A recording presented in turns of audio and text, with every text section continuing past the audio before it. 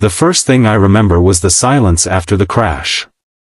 Not the kind of silence that comforts, but the kind that feels alive, heavy, and waiting to devour you whole. The sea roared in the distance, yet everything around me seemed muffled, as if the world had stopped breathing.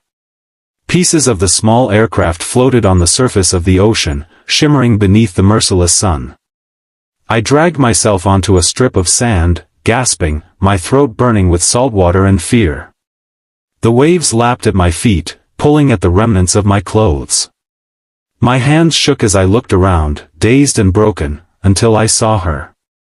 She was lying a few feet away, face down, her hair tangled with seaweed and sand. I stumbled toward her, heart pounding with the desperate hope that she was still alive. When I turned her over, she coughed violently, choking out seawater before gasping for air. Relief tore through me like lightning. Her eyes opened slowly, hazel with flecks of green, frightened yet fierce.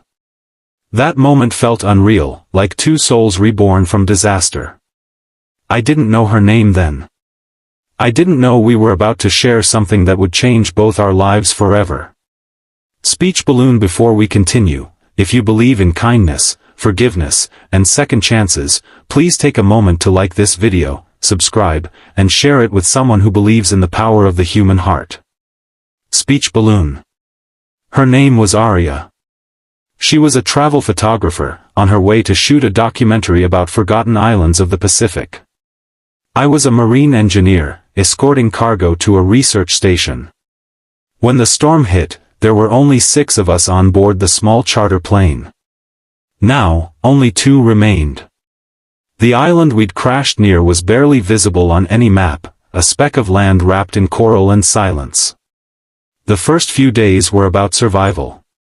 We found shelter in a cave by the cliffs, gathered coconuts and rainwater, and tried to signal any passing ships. But as days turned into weeks, and weeks into months, we began to realize something terrifying: no one was coming. The world had moved on. Rescue planes might have searched, but storms shift coordinates, debris sinks, and people forget. At first, we barely spoke. She stayed cautious, alert, keeping to herself. I could tell she was terrified but trying hard not to show it. Every time I caught her staring at the horizon, I could see the weight of what we'd lost: family, plans, dreams, all fading in that endless blue. I tried to build something resembling normalcy: a small hut from bamboo and palm leaves, a fishing trap, a fire pit. She helped quietly, her hands blistered and raw, her spirit holding onto some fragile thread of hope. But it wasn't just survival we were fighting for, it was the battle to stay human. Loneliness crept in like the tide. Nights were the hardest. The wind would wail through the trees like voices of the drowned, and every sound felt like a ghost of the world we once knew. Sometimes, I'd catch her crying softly when she thought I was asleep. She'd whisper names, maybe of people she loved, maybe of the life she'd lost. I wanted to comfort her, to tell her it would be okay, but what right did I have to promise anything in a place where even time seemed broken? Then, one morning, everything changed. We had been out collecting wood near the western cliffs when I slipped on wet rock and tumbled down, slicing my leg open on coral. The pain was blinding. Blood mixed with seawater, and I could barely stand. Before I could even cry out, she was there, her arms around me, her voice trembling but firm. She dragged me back to the hut, tore her own shirt to make bandages, and cleaned the wound with the care of someone who refused to lose another soul. That night, as I lay half-conscious, I felt her hand holding mine. It wasn't just comfort, it was connection. 2 hearts clinging to the only thing that still made sense in a world that didn't: each other. From that night onward, something softened between us. She began to smile again, faintly at first. She'd hum songs while we worked, or laugh at my terrible attempts to cook. She'd tease me for being too serious, calling me her storm face. And I began to see her differently. Not just as a survivor, but as someone who made even the silence of the island feel alive. Days turned to months. We learned to live. We built a garden from seeds that washed ashore. We caught rainwater in carved bamboo pipes. We even gave names to places: the Whispering Cliff, where the wind sang through the rocks; the Mirror Shore, where the water reflected the sky so perfectly it felt like walking on clouds. We stopped counting days. The island was no longer a prison, it was becoming our home. But still, there were moments when reality would crash through our fragile peace. A distant thunderstorm would bring back the memory of the crash. A piece of floating debris would remind us that the world still existed beyond this place. And every now and then, I'd find Arya standing on the beach at sunset, staring at the horizon with tears she tried to hide. One evening, after a long day of gathering food, she sat beside me by the fire. The glow painted her skin in gold, and her hair danced in the wind. She looked at me for a long time, her eyes reflecting the flames, and then she said quietly, "Do you ever think we were meant to survive?" Her question hung in the air like smoke. I didn't know how to answer. Maybe fate had played its cruel trick, or maybe this island was our second chance, a chance to learn what truly mattered. She looked away, hugging her knees, and whispered, "I used to think I knew what I wanted in life: fame, freedom, love on my own terms. But now, I just want peace." Then, after a long silence, she turned back to me, her voice trembling but certain, "I'm just a woman, and you're what I want." Her words hit me harder than the waves ever could. There was no hesitation, no pretense, just truth. In that moment, surrounded by the sound of the sea and the crackle of fire, we weren't castaways anymore. We were two hearts that had found each other in the ruins of everything else. We didn't rush into anything.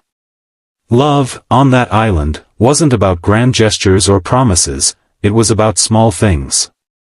The way she'd wake me at dawn with fresh fruit. The way I'd carve wooden trinkets for her from driftwood. The way our hands would brush and linger, wordlessly saying what we couldn't put into words. There was something pure about it, something that belonged only to us. But peace never lasts forever. It was nearly a year after the crash when we heard the sound, a low hum in the distance. At first, I thought I was imagining it. But then she heard it too, a plane. We ran to the shore, waving branches, lighting our emergency fire. The smoke rose high, curling into the sky like a desperate prayer. And then, the plane circled. It saw us. We fell to our knees, laughing, crying, unable to believe it. Rescue had finally come. The night before the rescue team arrived, neither of us slept. We sat by the fire, silent, each lost in our own thoughts. The island that had once felt like our world was about to become a memory. I looked at her, and for the first time, she seemed afraid. Not of dying, but of leaving. She whispered, "When they take us back, will we still be us?" I didn't have an answer. The next morning, a boat arrived. The rescuers called out, their voices breaking the silence that had ruled our lives for so long. Arya stood at the edge of the shore, her hand in mine. As we stepped onto the boat, she looked back at the island, the cliffs, the trees, the home we had built, and whispered, "Goodbye." Back in civilization, everything felt strange. The noise, the lights, the rush of people, it all felt wrong. We were heroes, survivors, faces on magazine covers. But fame is a shallow reflection of what truly matters. For a while, we tried to hold on to what we had. We met in cities, tried to plan a life together. But the world pulled at us in different directions. Her career took off again. Mine demanded travel. Slowly, distance began to grow, not from lack of love, but from the weight of reality. Months passed, then years. One evening, as I was walking home through the rain, I got a message from her. It was just a photo, of the island, taken from above. And her words beneath it, "I still dream of it sometimes. Of you. Of peace." I stared at that message for a long time, the rain blending with tears I didn't want to admit were falling. Maybe some stories aren't meant to last forever in the world's eyes. Maybe they just live on inside us, in the quiet, in the longing, in the part of our hearts that still remembers what it was like to be truly seen, truly loved, without walls or expectations. Because the truth is, that island wasn't just where we survived, it was where we learned what it means to be alive. Waterwave Broken Heart. If this story touched your heart, please don't leave without liking the video, subscribing to the channel, and sharing it with someone who believes in the power of love and fate. Broken Heart Waterwave. Speech balloon. And tell me in the comments, if you were stranded with someone and the world disappeared, what do you think you'd discover about yourself? Speech balloon. As I sit here now, years later, watching the sunset from my apartment balcony, I sometimes hear the whisper of waves in my mind, the same rhythm that once carried our hearts in unison. I close my eyes, and I can still see her smile, feel the warmth of the fire, smell the salt in her hair. Some people spend a lifetime searching for meaning. I found mine on a forgotten island, in the eyes of a woman who once said, "I'm just a woman, and you're what I want." And in that one fragile, eternal truth, she gave me everything I'll never forget.